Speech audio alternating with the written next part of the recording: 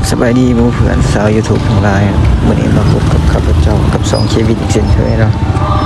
วันนี้ข้าพเจ้าจะมาถ่ายคลิปให้ทุกท่านนะครับชมภาพบรรยากาศงานบุญเฉลิมฉลองครบรอบ 40 ปีแขวงสีกองเนาะซึ่งจัดขึ้นอยู่ที่สนามกีฬาแขวงสีกองก่อนจะไปรับชมคลิปก็ฝากกดติดตามกดไลค์กดแชร์ช่องของเราเพื่อเป็นกำลังใจให้ได้เห็นคลิปต่อๆไปเลยเนาะทุกคนก็จะไลน์เน็ตนาเนี่ยบอกว่างานครบรอบ 40 ปีนะ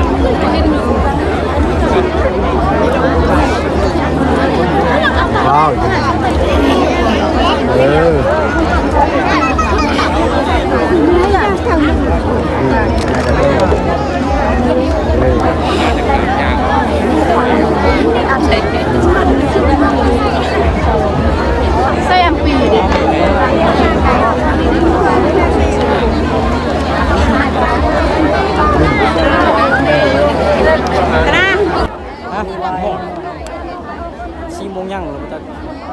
วิดีโอ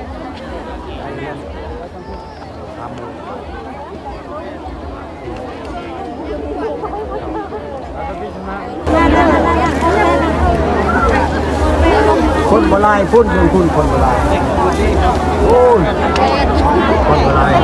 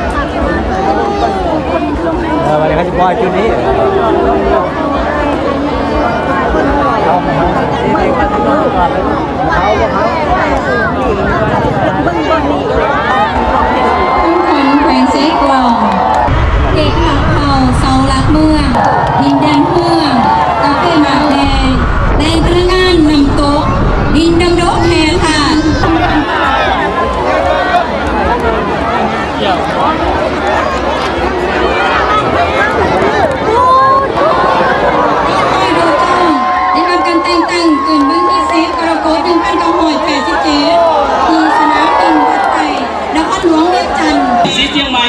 จึงกำเนิดมาจากเมืองสัมพันธ์แพทย์ผลซาลีได้นำเอาทุกปิ้วลงมาโดยจ้องไม่ได้280 ครั้งคนที่สามคือ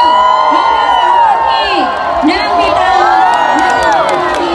ที่กำเนิดมาจากแปลงเสียงของได้นำเอาทุกปีซ่าที่กำเนิดมาจากเมืองคำแปลงเสียงของได้นำเอา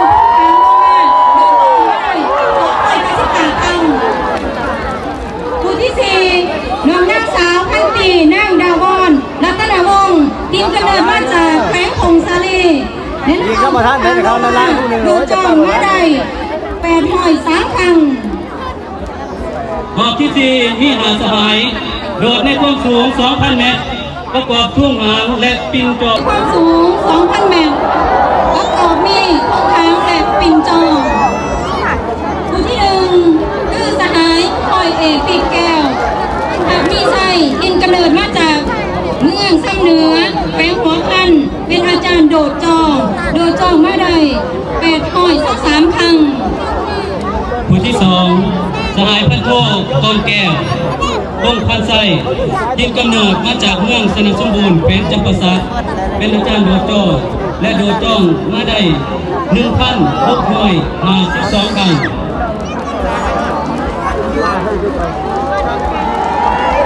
ผู้ที่สาม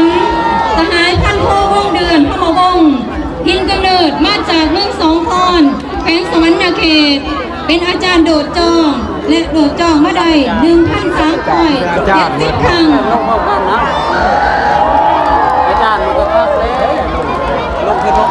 ผู้ที่สี่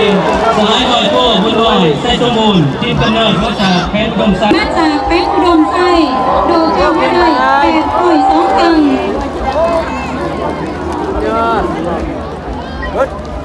บรรดาที่นับต่อไป